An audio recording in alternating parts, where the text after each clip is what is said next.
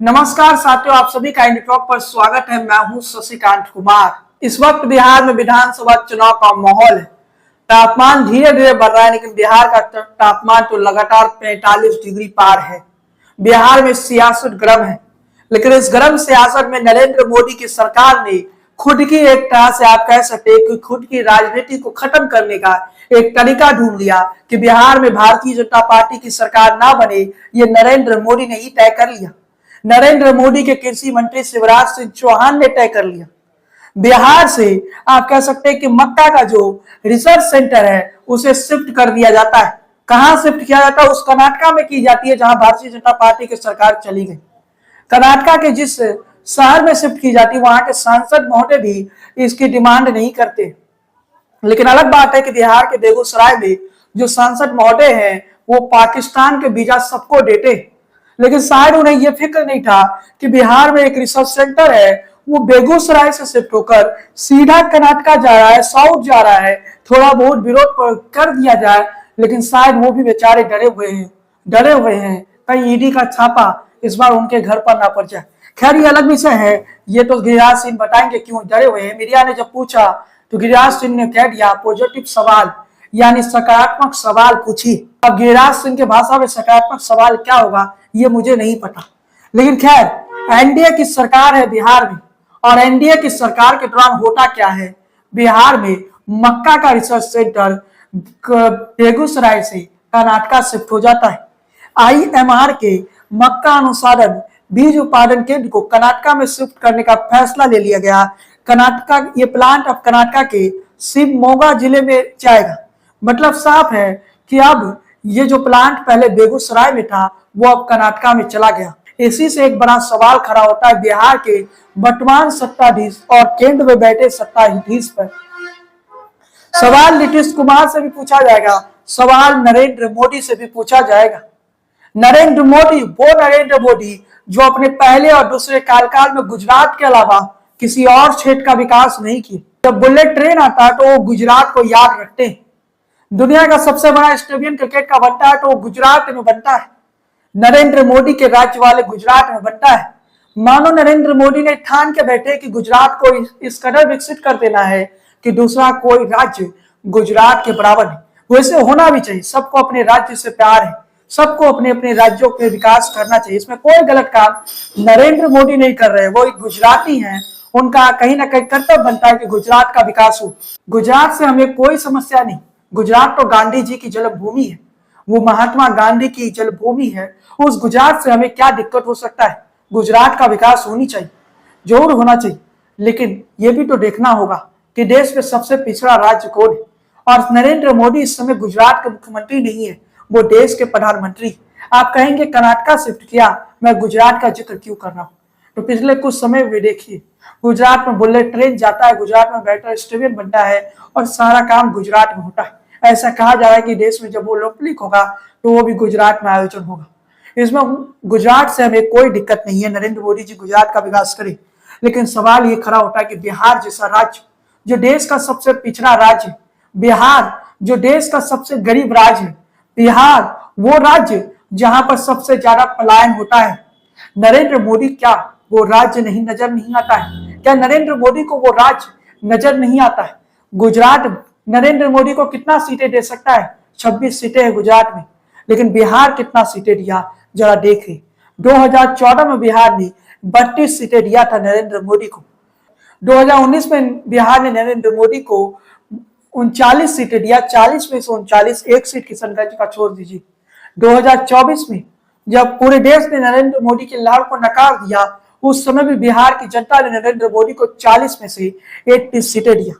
और हम बिहारियों का यह हक भी है कि हम नरेंद्र मोदी से सवाल करें कि हमारा जो रिसर्च सेंटर था उसे आपने कर्नाटका में क्यों भेजा? क्योंकि हमने लास्ट के 3 इलेक्शन में, लोकसभा के इलेक्शन में नरेंद्र मोदी के साथ खड़े रहे और विधानसभा के चुनाव में 15 को छोड़ दे तो उसके बाद नरेंद्र मोदी को ही जनता ने विश्वास जताया। लेकिन तमाम सवालों के बीच में शिवराज सिंह का ये लेटर वायरल होता है, जिस लेटर में शिवराज सिंह चौहान ये कहते हैं कि कर्नाटका में अब ये प्लांट होगा, कर्नाटका में अब ये रिसर्च सेंटर होगा। बेगूसराय के जो स्टेशन है उसे कर्नाटका में स्थगित किया गया। बेगूसराय में ये मक्का रिसर्च सेंटर 4 मई 1997 को शुरू किया गया था। तब नरेंद्र मोदी नहीं थे, तब कांग्रेस की सरकार भी नहीं थी, केंद्र में यूपीए सरकार भी नहीं था। प्रधानमंत्री नरेंद्र मोदी और एनडीए और बीजेपी बिहार के किसानों से क्या परेशानी है? तेजस्वी यादव ने भी तो यही सवाल किया। आखिर नरेंद्र मोदी को बिहार के किसानों से क्या दिक्कत है? बिहार के किसानों से नरेंद्र मोदी को क्या दिक्कत है? बिहार के किसानों ने नरेंद्र मोदी को क्या नुकसान पहुंचा दिया जो बिहार के किसानों का आप कह सकते हैं एक रिसर्च सेंटर था बिहार में, उसे लेकर चले गए? नरेंद्र मोदी से ये सवाल है, बिहार के मुख्यमंत्री नीतीश कुमार से ही सवाल है क्या कि नीतीश कुमार को बिहार के किसानों से क्या दिक्कत हो गया, नरेंद्र मोदी को बिहार के किसानों से क्या दिक्कत हो गया?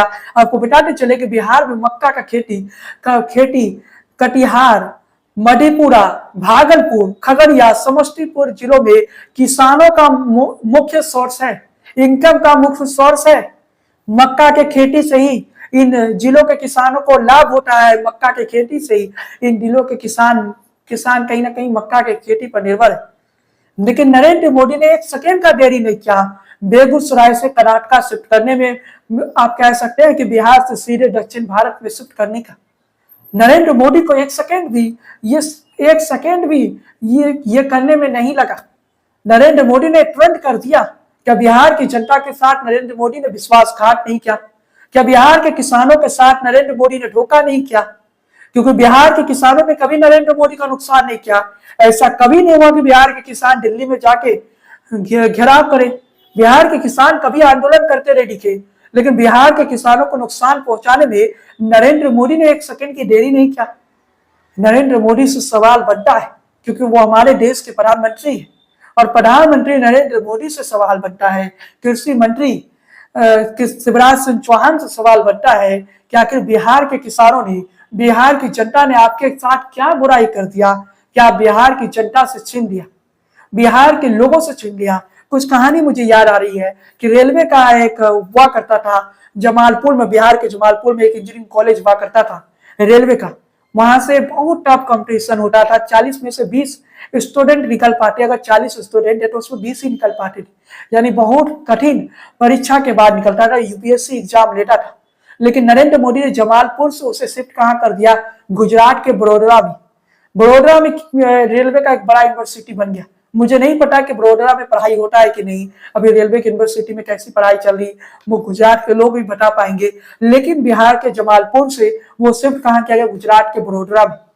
तो नरेंद्र मोदी बिहार के लोगों से छीनने का काम हमेशा से किए हैं। नरेंद्र मोदी के पिछले 10 सालों के कार्यकाल को देख लीजिए कि नरेंद्र मोदी ने यही किया। बिहार को एक सेंट्रल यूनिवर्सिटी तक नरेंद्र मोदी नहीं दे पाए। क्या बिहार के लोगों की क्या गलती है? ये नरेंद्र मोदी जी जरा बता दें। चुनाव आ रही है, नरेंद्र मोदी बिहार आएंगे और जब बिहार आएंगे तो बिहार की जनता को कहीं ना कहीं सवाल पूछना चाहिए, बिहार के लोगों को सवाल पूछना चाहिए। क्या आपने 10 साल से केंद्र में है लेकिन आप तो एक सेंट्रल यूनिवर्सिटी नहीं दे पाए? अब बिहार को पलायन स्टेट बनाना चाहते हैं। छठ को पढ़ाई करना हो तो बिहार से बाहर जाकर पढ़ाई करो, अगर नौकरी पानी हो तो बिहार से जाकर बाहर से नौकरी करो, बिहार में रोजगार का कोई साधन ना हो। यही तो नरेंद्र मोदी चाहते हैं।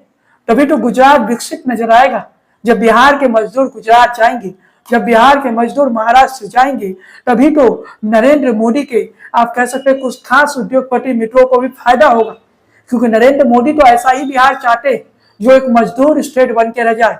नरेंद्र मोदी तो एक ऐसा ही बिहार चाहते हैं जो एक मजदूर स्टेट बन जाए। नरेंद्र मोदी एक ऐसा ही बिहार चाहते हैं जो मजबूत ना हो बल्कि मजबूर हो। और वो मजबूर इसलिए हो क्योंकि वो राज्य दूसरे राज्यों पर निर्भर करे, वो राज्य खुद समृद्ध ना बन सके, फिर जब दूसरे राज्यों में बिहारी जाए तो उसे ताना दिया जा सके। यही नरेंद्र मोदी का नीति है, यही भाजपा का नीति है। क्या यही नीति जनता दल यूनाइटेड का भी है, यानी जेडीयू का भी है, नीतीश कुमार का भी है? क्योंकि बिहार में पिछले 10 सालों में पलायन नहीं रोक पाने वाली सरकार, अब बिहार में एक रिसर्च सेंटर था, इसे बिहार के पास कुछ है नहीं, कुछ खास बिहार के पास है भी नहीं।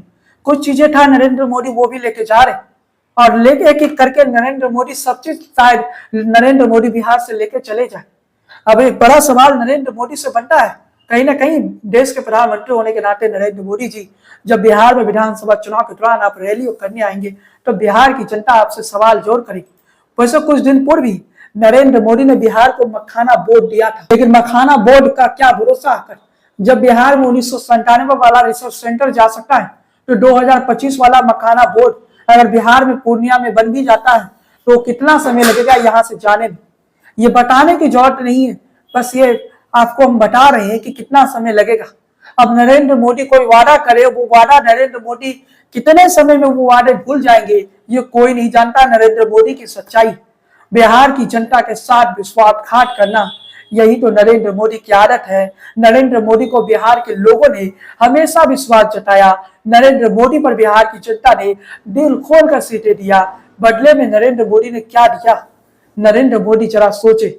2020 का विधानसभा चुनाव परिणाम बता देते हैं, जब भारतीय जनता पार्टी को बिहार की जनता ने नंबर 2 पार्टी बना दिया। आज के तारीख में भाजपा बिहार में नंबर 1 पार्टी ने तो भारतीय जनता पार्टी को दिया, लेकिन जब भाजपा की बारी आई, जब नरेंद्र मोदी की बीजेपी की बारी आई, तो बीजेपी ने कुछ नहीं दिया। बीजेपी ने बिहार की जनता के साथ धोखा किया और भारतीय जनता पार्टी ने बिहार के लोगों के साथ, आप कह सकते हैं कि छल किया। चुनावी साल है, चुनावी ईयर है, और भारतीय जनता पार्टी का ये छल बिहार की जनता समझ रही है। जनता पार्टी को ये बात समझ लेनी चाहिए। बिहारी खामोश जरूर है, लेकिन जब बिहार के लोग जवाब देंगे तो शायद नरेंद्र मोदी की स्थिति 2015 से भी बदतर हो जाए। 2015 में तो नरेंद्र मोदी की इज्जत, भारतीय जनता पार्टी की इज्जत बिहार की जनता ने बचा दिया था 50 से ज्यादा सीटें देकर। इस बार ऐसा ना हो जाए कि भाजपा 50 का आंकड़ा पार ना कर सके, क्योंकि बिहार के लोगों के मन में नाराजगी तो है, बिहार के लोगों के मन में गुस्सा तो है, क्योंकि बिहार एक प्लान स्टेट बन के रख गया। बिहार के पास शिक्षा के बेहतर सुविधा नहीं, बिहार के पास स्वास्थ्य के बेहतर सुविधा नहीं। बिहार के लोगों की इनकम देखे, देश भर की इनकम को मिलाए तो बिहार के लोगों का इनकम सबसे लास्ट में आता है। बिहार का जो पर कैपिटल इनकम है वो देश में सबसे नीचे है। बिहार का स्वास्थ्य की सुविधा देखे तो बिहार की स्वास्थ्य की सुविधा देश में सबसे घटिया है। बिहार में हॉस्पिटल की सुविधा नहीं है। अगर आप कोई गंभीर बीमारी से ग्रसित है तो आपको बिहार से बाहर पलायन करना पड़ेगा, क्योंकि भारतीय जनता पार्टी की सरकार ने पिछले 10 सालों में बस खोखले वादे किए, इसके अलावा बिहार को कुछ नहीं दिए। बिहार की स्थिति दयनीय है, और उस दयनीय बिहार से अब जो कुछ बचा है वो भी छीना जा रहा है। जो भारतीय जनता पार्टी की सरकार ने दिया भी नहीं था, वो भी भाजपा की सरकार ने छीन लिया। 1997 में आई रिसर्च सेंटर को भाजपा ने एक झटके में कर्नाटका में शिफ्ट कर दिया।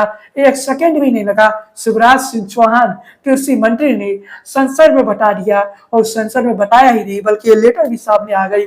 अब जरा सोचिए कि बिहार के साथ आखिर ये लोग कर क्या रहे हैं, बिहार के साथ ये लोग किस प्रकार से दागेबाजी कर रहे हैं। खैर साथियों, आज की इस वीडियो को हम यहीं समाप्त करते हैं। चैनल पर पहली बार आए हैं तो सब्सक्राइब वाला बटन दबा दीजिए, बेल आइकन की घंटी को बजाना बिल्कुल ना भूलिए। इसके साथ ही फेसबुक पेज को फॉलो कीजिए, लाइक कीजिए। बने रहिए इन टॉक के साथ। जय हिंद, वंदे मातरम।